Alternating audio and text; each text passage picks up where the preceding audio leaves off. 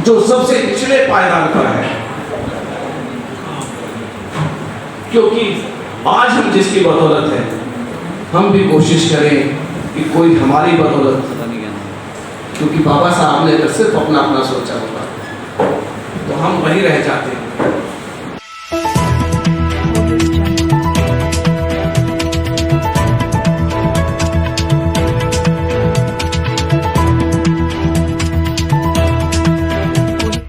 इस news channel पर जो भी वक्ता ने कहा वो उसकी अपनी राय है, जिसकी पुष्टि नेशन न्यूज इंडिया नहीं करता। धन्यवाद। कल चप्पल तन पे नहीं था, आज ये सूट सफारी है। कल घर भी नहीं था, आज ये महल अटारी है। तो जिसकी वजह से हम यहाँ पहुंचे, कोशिश करें कि कोई हमारी वजह से भी वहां तक पहुंचे, उस मुकाम तक पहुंचे, उस पायदान को तक पहुंचे। सभी का बहुत बहुत आभार, बहुत बहुत धन्यवाद, बहुत बहुत शुभकामनाएं। जय भीम, जय भारत। रात हो गई, उन्होंने अपने ड्राइवर को कहा चलिए गांधी जी के निवास की तरफ चले। तो देखा गांधी जी सो रहे हैं। फिर उन्होंने कहा यहाँ की महान शख्सियत है पंडित नेहरू, चलिए वहां चला जाए। तो पता चला उनके निवास पर कि पंडित जी सो रहे हैं। उन्होंने बाबा साहब का व्यक्तित्व के बारे में कुछ जानकारी थी, उनका चलिए बाबा साहब के पास चलते हैं। जब वहां पहुंचे तो देखे बाबा साहब लालटेन की मध्यम रोशनी में कुछ लिख रहे थे। लॉर्ड मैकॉले बाबा साहब के पास गए।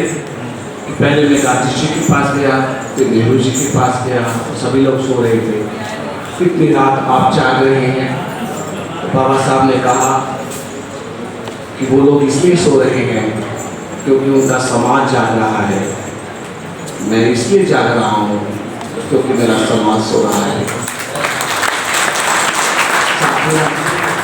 वह कौम जिसे कहते मानव नर से भी आज गई भी थी, वह मर गई होती, मिट गई होती, पर ताजुब है कैसे जीती। इंसान को गुलाम बना करके राजा तो आपने बहुत देखे होंगे, पर गुलामों को मानव बना करके ऐसा बादशाह पहली बार देखा होगा।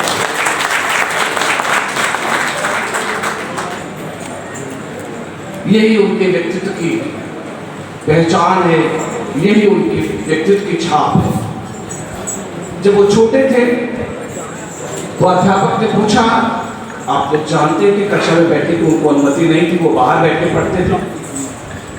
तो अध्यापक ने पूछा कि ऐसी कौन सी चीज है जिसे हम देख तो सकते हैं पर छू नहीं सकते।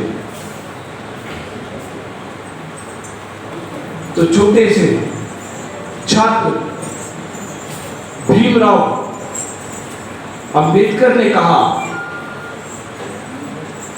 कि वो पानी का मटका, उसे मैं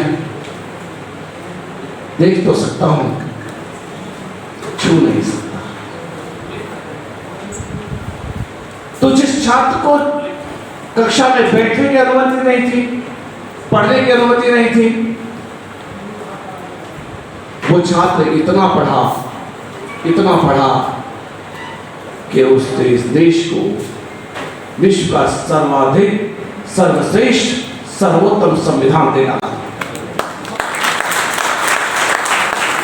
जब लिखते लगते हैं तो डिग्रियां याद नहीं रहती, लिखते रहते तो उनकी डिग्रियों के लिए जगह नहीं बनती। यही उनका व्यक्तित्व है और इसीलिए बाबा साहब ने बहुजन समाज से कहा था, जिसपे कमजोर हैं, पिछड़े हैं, दलित हैं, असहाय हैं, जो सबसे समाज का अक्षम तबका है, कि एक रोटी कम खाना पर अपने बच्चों को शिक्षित जरूर बनाना, क्योंकि शिक्षा वो शेरनी का दूध है जो पिएगा वो दहाड़ेगा। बाबा साहब ये नहीं जानते हो कि उसके बाद जगह जगह जगह कार्यक्रम रचाए जाएंगे, उनमें इतर चेतना का भाव जागेगा। पर हम जानते हैं और इस हम संस्था को आग्रह करते हैं, उनसे अनुरोध करते हैं कि हर गली में, हर नगर पे, हर शहर, हर मोड़ पर हाथ लहराते हुए हर लाश चलनी चाहिए। और मेरे दिल में ना सही तो तेरे दिल में ही सही, हो कहीं भी आग पर ये आग जलनी चाहिए। ये आग जलनी चाहिए, अनवरत जलनी चाहिए, अविरल जलनी चाहिए, अथकित जलनी चाहिए, अलौकिक जलनी चाहिए, अंतहीन अंत की तरह चलनी चाहिए, सतत चलनी चाहिए। ये ज्ञान का प्रकाश निरंतर फैलते रहना चाहिए, वरना हम ही तो हैं कि कल तन पे लगोटी थी, कमर पे झाड़ू बंधती थी, चुपचाप जुल्म सहते, कभी ये जुबान न खुलती थी। तो कौन इनकी जुबान बनकर के फलक पर छा गया? किसने इन दलितों की जबान बनकर विश्व में इनकी आवाज पहुंचाई? वरना याद करें, जहां एक और पुत्र का निधन हो रहा था और वो परिवार के लोगों का कहना था कि अभी न जाओ, पर नहीं, मैंने एक पुत्र तो खो दिया, पर मेरे समाज में अनेकानेक पुत्र हैं, मुझे उनके लिए जाना पड़ेगा। और वहां उन्होंने अपनी बात पहुंचाई। यही हम सबको ये याद रखना चाहिए। हम विभिन्न पदों पे काम कर रहे हैं, हमारे साथी कुछ अध्यापक हैं, हमारे सामने मैं देख रहा हूँ भाई देवी यादव जी हैं जो यूनियन से हैं, कुछ हमारे वाइस प्रिंसिपल थे, हमें मुझे मिले, प्रिंसिपल्स मिले। हम सब अलग अलग विभिन्न पदों पर काम कर रहे हैं। पर मैं एक बात कहना चाहता हूँ कि हम कहीं भी रहें, अपने समाज से जुड़े रहें, अपनी जड़ों से जुड़े रहें, अपनी संस्था से जुड़े रहें, अपनी आत्मा से जुड़े रहें, अपने व्यक्तित्व की छाप छोड़ करके जाएं, अपने व्यक्तित्व को इतना बड़ा बना दें कि कम से कम हमें ये कहते हुए संकोच ना हो, शर्म ना हो कि हम बाबा साहब के, हम अम्बेडकरवादी हैं, ये कहते हुए हमें संकोच ना हो। निर्वचन मैदान में फैली हुई है जो नदी, पत्थरों की ओट में जाकर वो बतियाती तो है।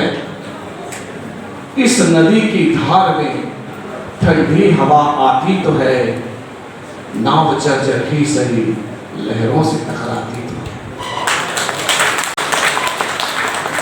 बस करना क्या है? करना ये है कि एक चिंगारी कहीं से ढूंढ लाओ दोस्तों, इस दिए में तेल से भीगी हुई बाती तो है, और नाव जर्जर ही सही लहरों से टकराती तो है।